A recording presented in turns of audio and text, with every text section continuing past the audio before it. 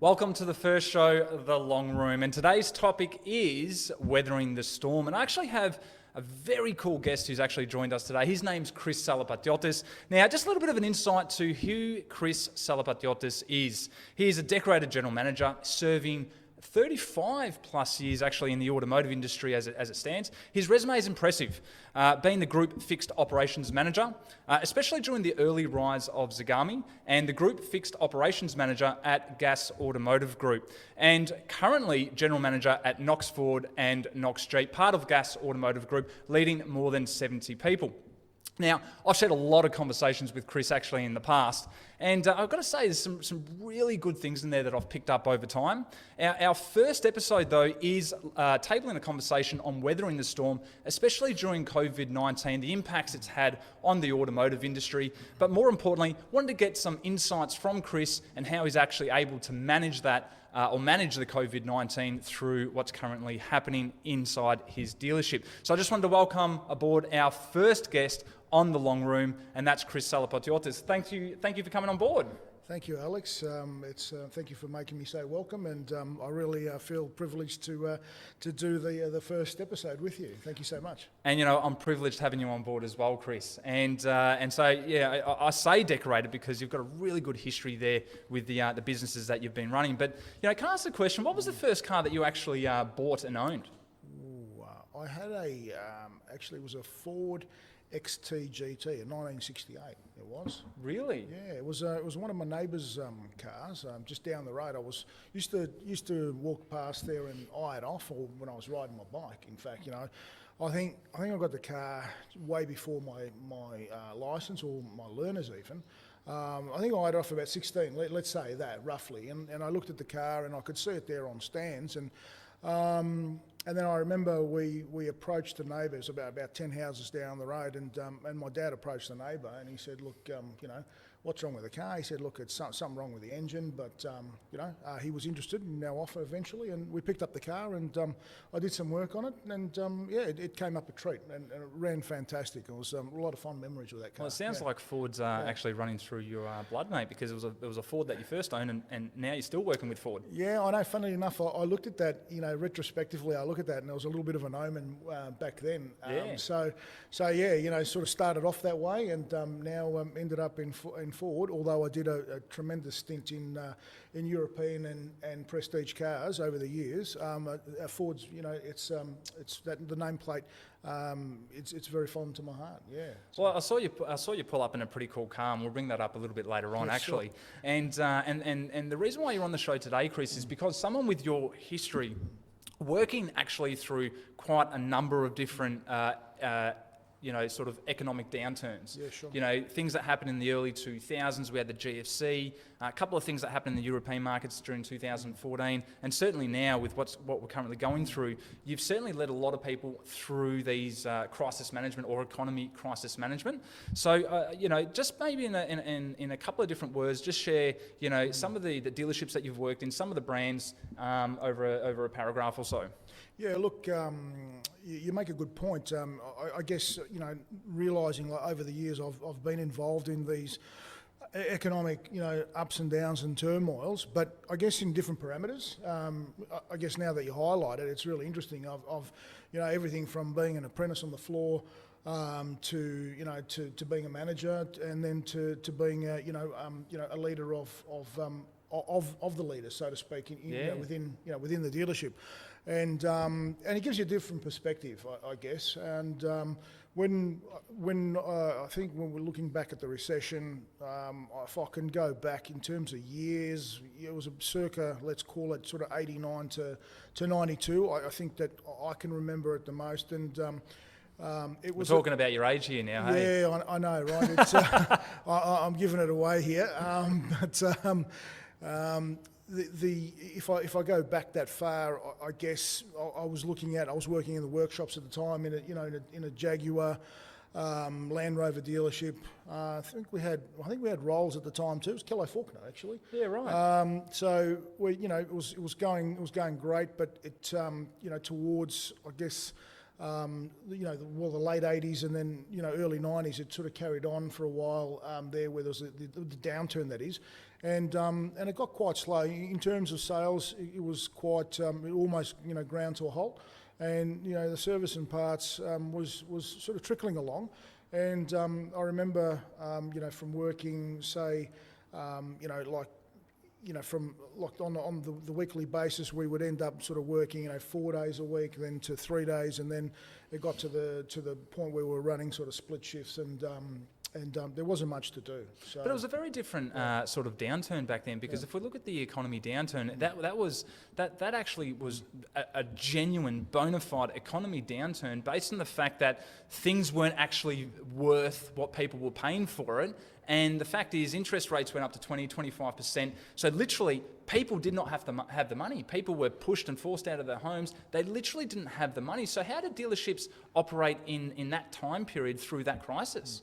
Yeah, look, that's a great point, because if we make the comparisons to right here, which we'll talk about a little bit more in detail, because there is a difference, there really is a difference. And when we're talking about it, when I'm talking with my peers and with my staff, I do make that reference, because what we're facing here is a combination of things. In terms of what was going on there, interest rates, you're sort of talking about business interest rates are around the 20+% mark, crazy. Which is really hard to fathom in this day and age when we're looking at the interest rates that are now. We're also talking about inflation. We're talking about a number of key economic factors that played a part, and I think. What we found was that there was a total lull for a while in everything, meaning sales and the service side of it. But then, effectively, after people, they postponed whatever the necessities were at that point in time, and then sort of slowly coming out and taking small personal loans or drawing on their cash to get these essentials done. So there wasn't a big spend, but it was an essential spend, to begin with. And of course there was a big emphasis on the used car market, and that's what I noticed, that used cars had held steadfast in that period of time. It was interesting to see what used cars were holding their value in their day, which is not dissimilar to right now in that sense. Yeah, definitely. Yeah. Well, that's actually a really interesting point. And if we make the segue into today, right, and we talk about the current COVID-19, this is a fabricated economic downturn. And the question is, has it slumped? Its slump was very quick, but is the upturn going to be as quick? So, hopefully that's the case, right? But when the day that the government turned around and said there's going to be these lockdowns, what happened in the dealership? Do you remember that day? What happened? How did you manage people, and how did you talk to people and coach them through this?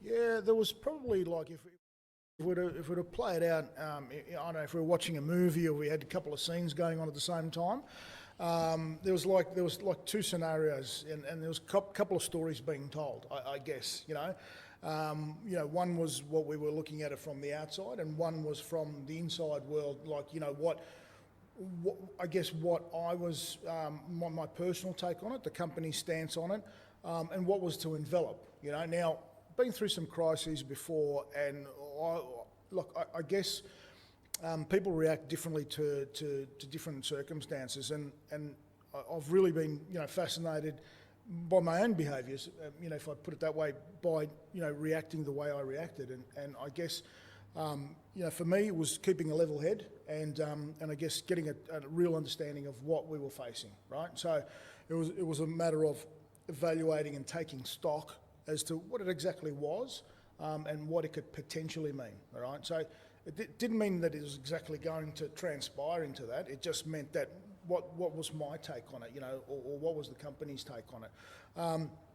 And then there was all the buzz that was going around on the media, and then and of course your staff or the people on the ground are echoing that at any given time, right? And it can amplify, it can take on all sorts of I guess guises, so it's really important to quantify it yourself, and then obviously then communicate with the people on the ground. And you'll see that even with leadership around the world, Some people are doing it better. Some leaders, we see that's pretty evident, right? You just have to watch the news. Some are doing a great job of it and some are not. As you said, this is, what is it, how has it gotten to this? What are the economic factors? What are the health component of that's created this crisis? So, and then when we do come out of it, how will we come out of it? Will it be a quick recovery or will it not?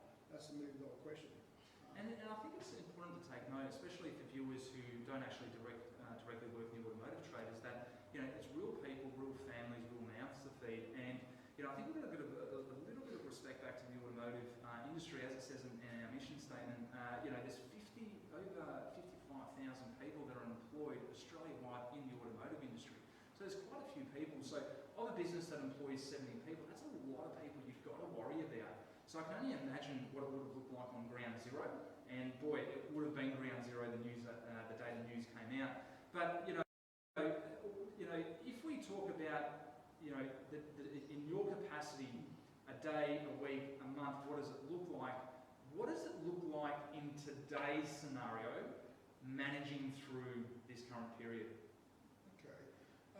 Look, even without this crisis at play, the automotive industry, I guess, you're talking about dealer land specifically. It always, yes, they're quite a unique business because they run so many departments and so many aspects of a business in under one roof. So for example, you have service, you have sales, you have parts, you have a finance, you have accounts, and it's probably not dissimilar to some other businesses, but I'd say it's quite diverse, that it's got so many facets under the one roof. So that poses its number of challenges in the first place, and then add something like COVID. And what that does is really, the best way that I could describe it is really heightening your senses. It's like, when you put on a blindfold or your hands are tied behind your back, and I know, crazy analogy, but it's kind of like that. It's like one of your senses has been knocked out, or it's a heightened state of alert, and so you look at all your KPIs and you take stock of them, and you really want to concentrate on exactly what's happening in that moment. So what's our stock position? Like, that's probably the first thing you think of in these things. What does it mean? Because if we're carrying stock, in terms of liquidity, that's what our finance companies, with our floor plan is with. That's probably one of the first things you're looking at, because you've got to quickly. You could have a serious liability, or you could have it could work for you as an asset. And again, you've got to really feel that situation out by sort of evaluating what it's going to look like, what's the duration of the hunker down, and then how you come out of it. Because you might have a good stock position. It might be a poor stock position for you, but if we come out of it real quickly, you might be the only guy that's got the best stock, all the best stock. All the best stock. So it's difficult. There's these answers like, if you had a crystal ball, it'd be ideal, it'd be awesome. But these are all, these checks and measures are, they're not guesses, but they're educated guesses. And so you've got to quickly take stock of these things. For example, exactly like I said, what is our throughput? What is our stock position and the like? They're probably the first things you want to go through. So what you're saying there is looking at the operational costs of the dealership, and then being able to leverage off that to be able to say, okay, well, this is what it's going to look like in the next week, 2 weeks, 3 weeks. Yeah. I think one of the things we've got to appreciate, particularly with what you've done at your dealership and Gasmac Automotive or Gas Automotive, is being able to ensure that there's stability within the team. And I think what you're saying there is looking at those operational costs and trying to maintain that stability. How have you gone with the staff there, and have you been able to maintain most of the staff there? Look, you hit it right on the head. That is actually contextual to our discussions right here and now. Can you do a job too good? Perhaps. We obviously we're trying to, give our staff peace of mind, give them, I guess, assurances and security. And that again can also look so good that it almost takes away that there's there's an issue, there's an enemy at play. There's something out there, I guess. And it's a fine line because you don't want to be talking about negatives. But I find these are the conversations I'm having with my staff.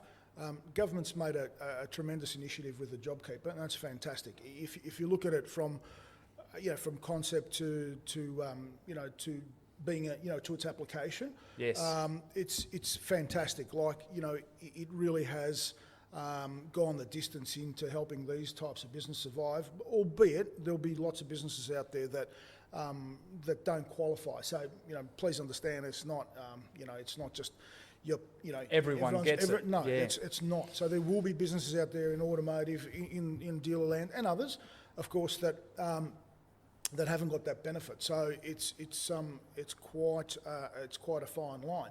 But with that there, that I guess can cover a lot of your employment expense line. But it's a macro effect from there. It's because it's not just about. With automotive, there's tremendous skill sets that have acquired over the years. You've got to think about it like salespeople that have got product knowledge. You've got technicians that have plied their trade for years on end, right? These types of jobs, they're not like, and again, I'm not trying to place overimportance on our particular field, but I could compare industries where I guess the experience is limited or lesser, and therefore if you lay off staff, they can re-skill themselves quite easily. But if we were to turn the switch on, let's say, I don't know, in 2-3 months, to try and find that staff again will be almost, it will be just very hard, because a lot of these guys may have re-skilled by then and, may have gone into other industries, maybe not. So yeah, and that's a really interesting point to take, because I remember, working in dealership and, employing staff. For anyone out there and the viewers looking at it, and again, not in automotive, to build a dealership, it doesn't take 3 days of employing people. It takes 12 months of solid hard work, and sometimes 24 or even 36 months before you get to the point. And I remember someone saying to me, Chris, is that no one sees the hard times. They only see the good times. Yeah. And this is the time that I guess that you're going through, as we all are, which is one of the hard times. So, so looking at the operational costs, maintaining, locking that down, but trying to provide stability, and that interesting point of making sure that you've still got a full team of experienced people, or that they know what they're doing by the time that we come out the other end of that. That's a really interesting point to take. And so from consumer behaviourism, how's it changed pre this current situation to now? Look, there was a lot of changes in the industry. Look, I'll even say, it's ever changing, but the last 5 years, more so than ever, the online component. I think it's been tinkered with before. Early in the piece, where the online platforms and they were done, and I guess now they've become a lot more sophisticated. So I'd say to you the last 3 to 5 years. There's been a difference in that behaviour to begin with, but it's funny how that was quite latent, just sort of sitting there, and then it was omnipresent when coronavirus set in, and all of a sudden, straight away, we went, let's resort to, this is what we virtual environment straight away. Like, it was there, it was always there. It was just this hesitance to adopt it, and also. Again, the consumer, like if you look at it from, why do they visit a showroom, right? Yeah. Because you can do virtual tours. Yes. You can select probes. You've got configurators. There's a number of mediums and platforms that you can do all that. But I guess it was the old school notion that people would come in and wanted to feel and get that showroom experience, right? And there's nothing wrong with that, and that's why we still have, we have showrooms. But you can see down the line with, I guess, that overhead, that impending overhead of having, the real estate, and especially prime real estate, that, where to, is that what, do we get bigger or do we get smaller as far as, the square footage? Yeah. But consumerism has also changed, like you were saying. It's like yin and yang. Like 1 minute, Let's go into the dealership and let's go through the process, look at the car, look, touch, feel, use all our senses, and then yang, right, let's change over overnight to virtual selling. Yeah. So I gather that, what are some of the adoptions, or well, for lack of a better term, what's some of the technologies that your team have adopted literally overnight to help customers partner with a vehicle? Yeah, look, virtual test drives. We've got platforms of virtual test drives. There's some that are actually being developed right now that are going next step. Yes. OEMs have got a form of it right now. I think that's a sphere that it's really going to expand, and I have been talking to some industry people about it, and I know that's going to get a lot better. Videos are a huge part of like online presence. We've always we've advertised vehicles with photos, and we know that lots of photos are really create a good presence, and but now videos more so, because it gives that 3D feel, and if there's a little bit of commentary and whatnot, it just gives you that as if you're there, you're like you're literally at the showroom. So there's some of the things that we're doing there. The obvious text message, phones, all of these, but amped up. Real. Amplified versions of all of these transactions. Like they're not just like just sort of black and white. Pick up the phone kind of thing. They've got methodology to all of these transactions. Now, some of the, especially going through this transition with what's happening, it's actually mentally impacted a lot of people. We know that there's, potentially divorce rates are increasing. We know that domestic violence is increasing. It's having a mental impact on people. So now we think about, well, no one thinks about, and the reason why I say this, and the reason why I did this, the foundation of this show is to repair the stigma of the automotive trade, nationally in Australia. And there's a reason why I'm doing it. I've been in the industry for a while, and I want to repair it because people need to understand it's real people just trying, the average Australian, just trying to earn a decent living. So the reason why I'm talking that is because you have all these increases in divorces and domestic violence, but people who come to work trying to sell a car, the perception is they're blood-sucking vampires, right? And they're not. Yeah. But they're real people managing this as well. And you mentioned the senses before, right? And I want to raise this because I remember we were having a chat last time, and you raised your sixth sense. Now, you're probably wondering, what the hell is that sixth sense? And that sixth sense is the fact of your power zone for thinking. Could you elaborate a little bit on that and how you're using that to better manage your people and their mental state? Yeah, look, this is there's a lot of thinking going on, right? It's a new world out there, and everyone. There's no lack of it out there. Social media. Everyone has got a take on it, and again, I'm not saying what mine is unique, but I find there's some things in our takes that I've taken from I guess from platforms like this, where I listen to other people, and and I get some outtakes out of those conversations, and I guess from mine, from what I've read and from what I've heard from my peers, I look at it as like there's, we sort of work in biorhythms, I guess.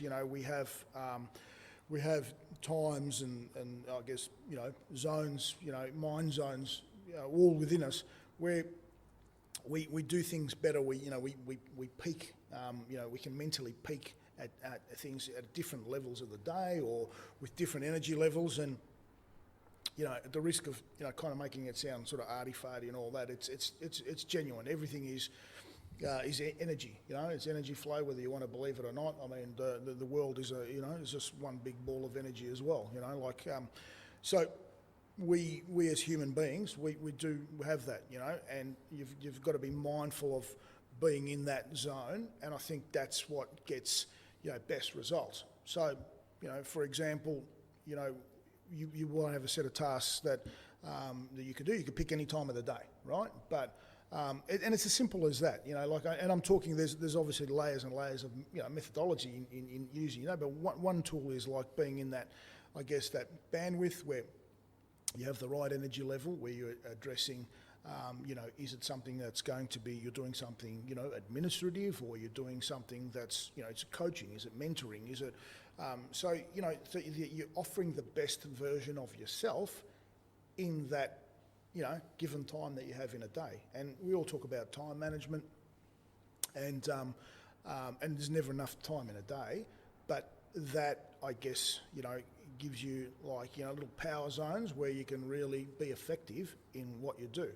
I mean, look, I could give you a lot of examples, but for example, I don't like talking, about, I don't know, like, pay rises or reviews or anything like that, sort of like after 3 p.m. or earlier in, so like, let's say first thing in the morning, I think that, the level of alertness and being, I guess, in the moment, that's what that, that employee, that person deserves of you. So they're little examples of, I guess, what you can do to, to get the best out of your people. your And best out of yourself. And look, I love that because it's best serving your people whilst with the best version of yourself, utilising the best time of the day that accommodates that specific task.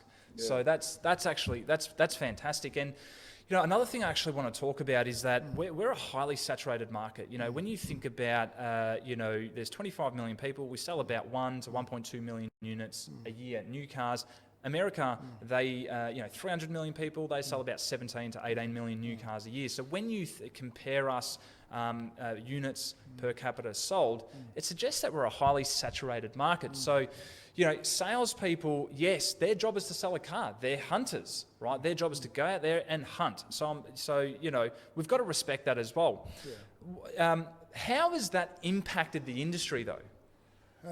Well, I think it goes back to just our prior discussion about what the perception of the industry is, yes, right? And I guess where we are now in 2020, that perception came from somewhere, right? Yes. There's no doubt about that. We won't try to excuse ourselves fully from that. Agreed. As many I guess industries have over the years. So I guess what happens is when a customer or consumer comes into the dealership, it's like they have because there's a preconceived idea, it's anticipated that they are going to get, I don't know, what's the word for it, hoodwinked, or they're going to get, they're just going to get, that the dealer's going to play a game. They're going to play a game, correct, right? Yeah. So, even in our sales training, and when I say sales training, we talk about that, because these are some of the objectives objections that arise in the day-to-day transaction. So a lot of what we're doing and talking about with the customers initially is just trying to get them comfortable with us, because they've got this preconceived idea where the first thing they talk about is the price. Like, it's literally like the minute they go, what's the best price? And sure, everyone wants a good price, and of course it's a given that we do that. But what else is there? Is it we need to qualify. We would be hard judged by if we, for example, the level when we talk about salesmanship. I'm not talking about. We're talking about fitting a car or to your needs. Fitting that product to your needs, and that's kind of missed in that transaction today. I think because we were talking about some of the changes in industry, and I think because of the online presence. People are looking at, the websites and they sort of made up their mind beforehand. And that's kind of great. That helps us a lot because they kind of pre-qualify. They've looked at the product. They like to see some of the features. However, there's a level of intricacy that you will only, and that's, I guess, where the human contact comes in. Yes. Yes. And you know that you've been involved with that yourself. You've been in the industry.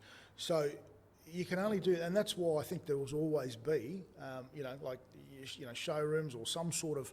I think that'll always be there, right? But that is, I guess, the preconception. So we need to size the product. We need to then Then talk about the financials, right, which is another important factor. And again, it looks like we're selling something. Sure, yeah, we do. Profit shouldn't be a dirty word. No, Business, no, it shouldn't be. That's somehow in the automotive industry, it seems to. It is a dirty word, right? Yeah, and that preconceived, I guess, notion does stem from a lot of different YouTube videos and people spruiking the fact of how to beat the dealer. When the reality, and look, there were cowboys in the past, like you said, Yeah, sure. right? I'm certainly in the 90s, and some people even in the early 2000s. But I think it's a lot of it's actually cleaned up, driven both by dealerships and dealer owners and manufacturers, where it is all about customer satisfaction.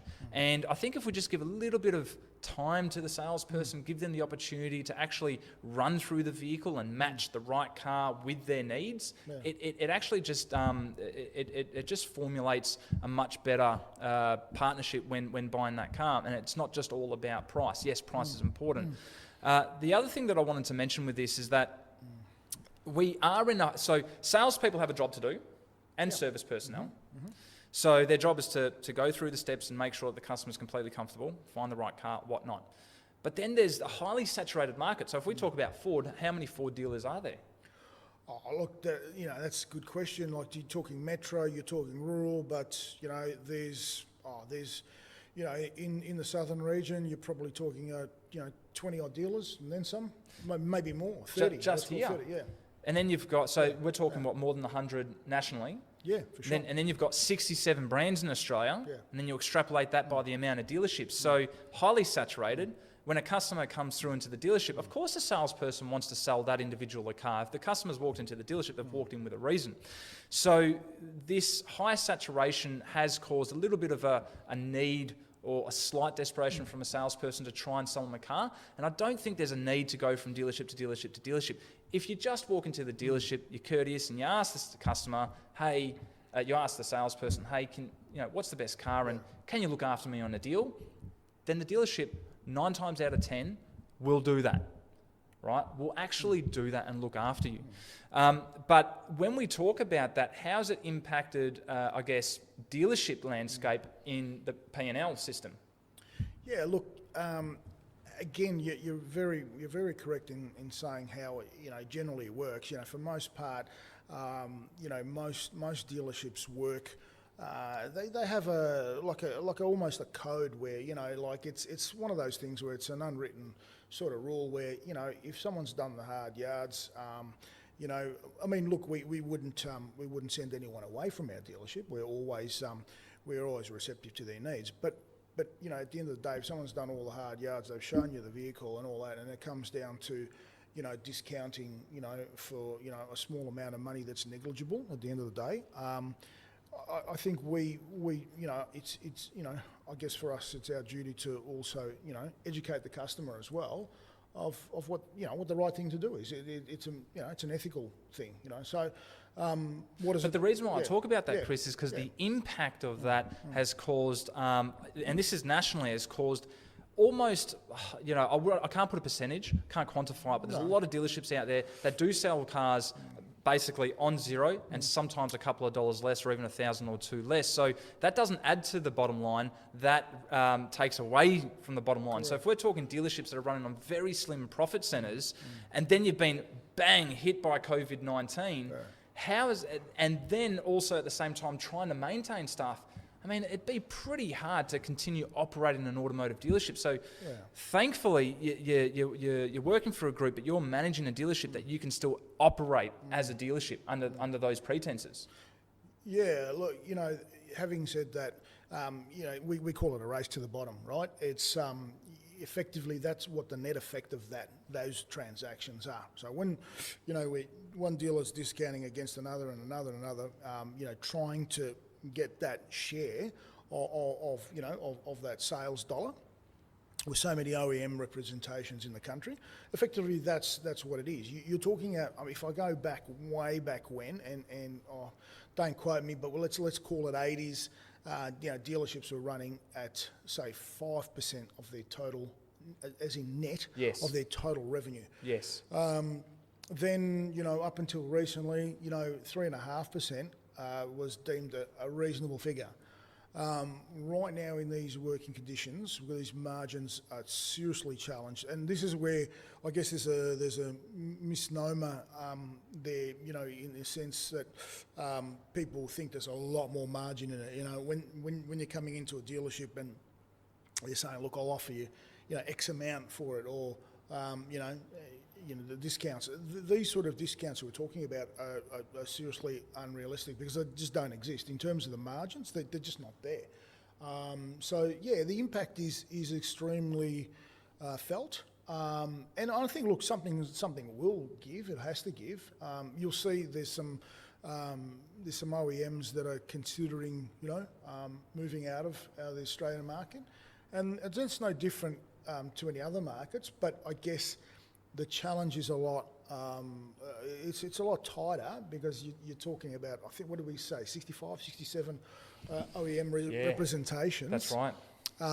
In a population of 20 odd million, and our run rate of registrations per annum is just a little bit over 1 million. That's what we've been averaging for quite some time now.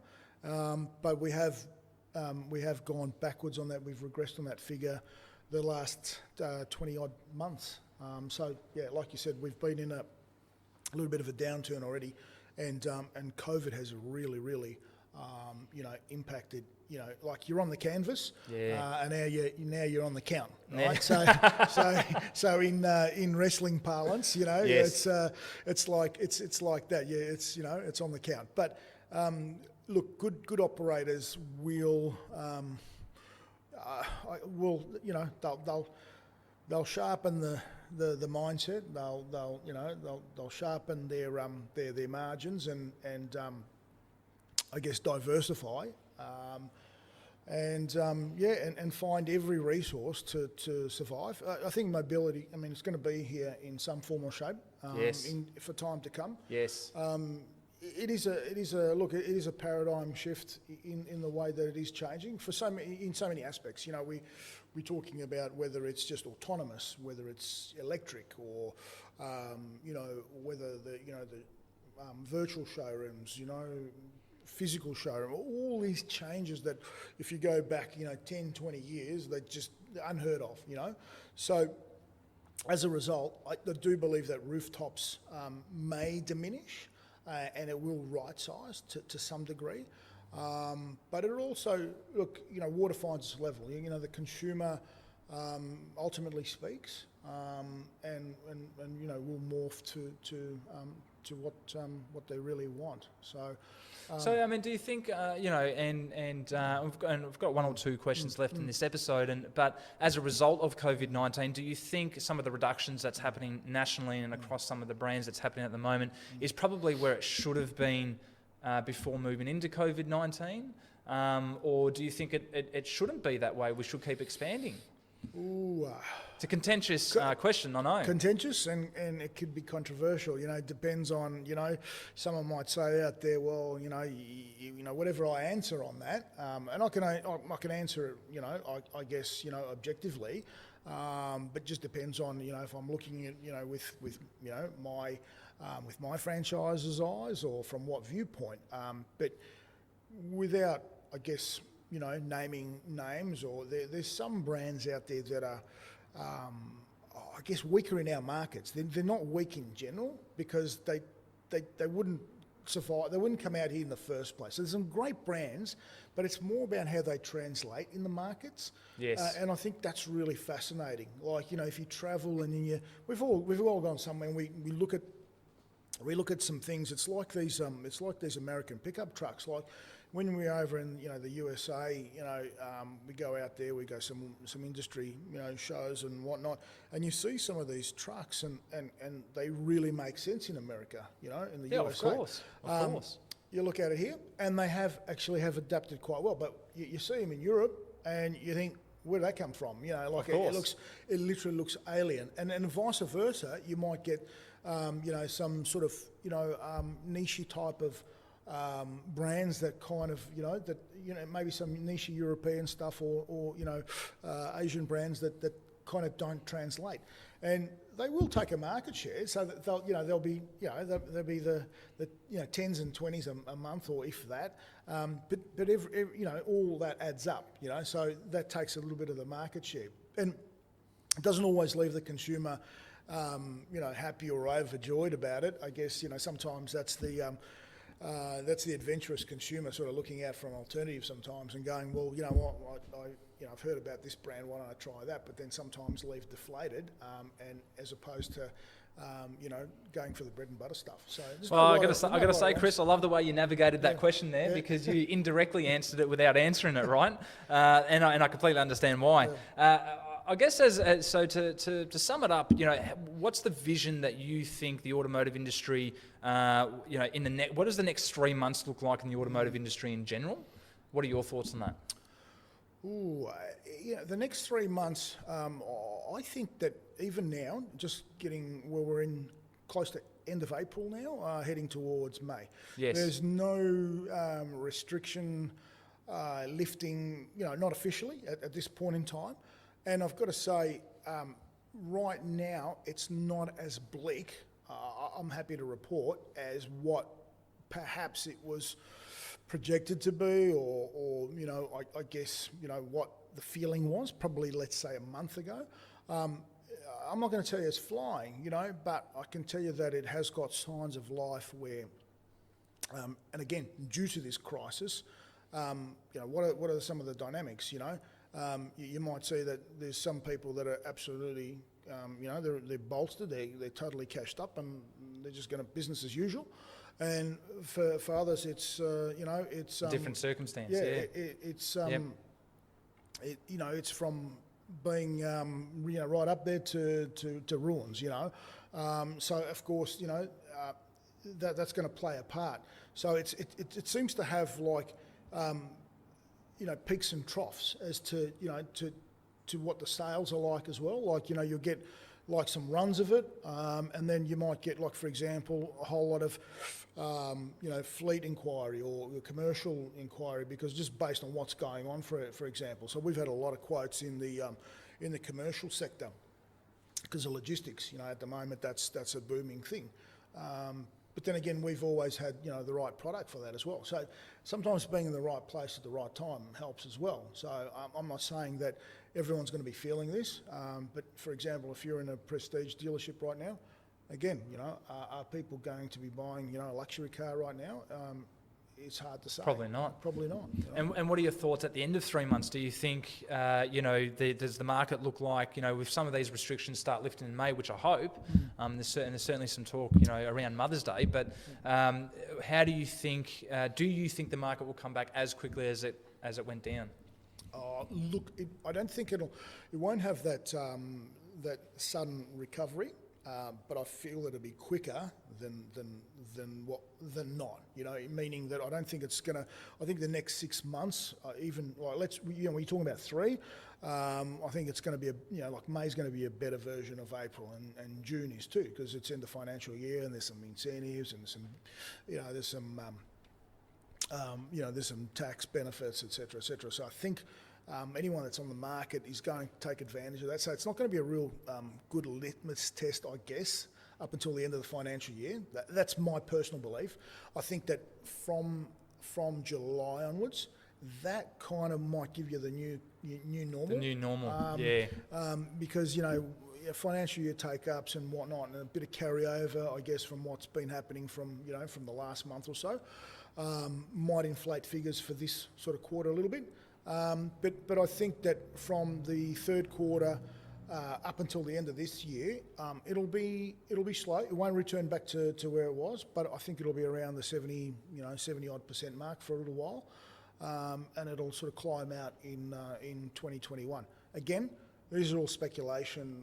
I mean, look, being what it is, it's such a fluid situation. That word gets used a lot, but it really is, because the chances of reinfection and all these sort of scenarios, one that we're facing. So, and we don't know what could happen as well. So no, but that's, we're just going on what we've experienced right now, and like, I guess the easing of the panic. I mean, you can even look at just what's going on, for example, in supermarkets, and there's a normalisation, and once there's a little bit of normalisation, what you do find is that confidence sets in with normalisation. It's a habit, right? Like anyone else. Why do we have habits? Why do we go about our daily? Because we have a routine, because we have a habit, and that gives us confidence, right, in what we do, right? Whereas when we don't have that, we're in absence of any habit or any, or any routine, we're a bit lost. It's just like a little kid. And I'm finding that too, because the normality, like even working from home, and then people finding normality in their everyday life now, that there is, if there's normality in their everyday life, then there's normality in their situations about potentially going out into the ether and maybe looking at a product or service. So hopefully that sort of stabilises over time as well, provided these people are in jobs and so on and so forth. For sure. Now, before we tie the loop, I've got to ask everyone on this show, everyone who visits the Long Room, Chris, there's one really cool question I ask, and that is, what is your long game? Long game, long room. I get it. Look, it could take on, I still think I've got a lot to do and a lot to give. I still feel very energetic. I've been in the industry for so long, and I think that even though, I guess there are some day-to-day stuff that is our routine, I think the industry, just by nature, because it's so many curveballs in a day, it still keeps it interesting and exciting. And I think, and again, that's why I feel I've still got that energy, and it gives me that energy. But where to from there is as a springboard from what I'm doing now. I think I'm really enjoying I always enjoyed the people aspect, but I'm really enjoying the interpersonal relationships, the mentoring, the psychology of our day. That's really what when I started off in the business years and years ago. I started off because I was a car nut. I loved cars. Somewhere in the middle of it there, cars were just actually the backdrop. Like they were just a commodity that we were happening to be selling. So it was really interesting how that for me, was a segue into that side of things, and of course I dabbled in it more and more. I read a lot more. I was engaged in that, in the psychology of the interpersonal connection, and I think that's really where I want to focus for the future. And although I do like the commercial aspect of it, so it makes it tricky. It's a hard one. Like I still want to be involved in dealerships because the automotive game just sucks you back in, doesn't it? Absolutely. Many have tried to escape, but it's a bit like Hotel California. It's like once you're in, you can never leave. So I've tried a couple of times. Yeah, 35 years later. Yeah, 35 years later, I'm still here. And look, a lot of people in the industry will attest to that. They'll tell you the same story. They really will. And I'm sure it's, again, I couldn't tell you what other people say because I've never been there, but I'm sure there would be similar industries, maybe, that they could relate to that as well. So I certainly know that for most part, there's been a lot of long-termers, lifers in the industry. There definitely has. But you've got to give people like them and yourself credit, because the automotive game's not an easy game, and you've got to give yourself credit. So hats off to you, Chris. And in closing, I just want to really thank you for coming on board, Chris, and sharing your insights. And thank you for all of those who have tuned in to watch this episode, which is Weathering the Storm. Is there any last words that you'd like to share with our viewers? Yeah, look, Alex, I'd really like to thank you for. I believe I'm your first guest. Well, that you are. So it's a great privilege to be here. I really I loved your energy. We sort of go way back, and we've talked about a lot of stuff, and I know that once you had this concept, I was really keen to to jump on board and do this. Do you remember where this concept was created? I think it was one of your sale events. It was, we were sitting in your office. Yeah, that's right. We started talking, and we looked at the time. We said, "Shit."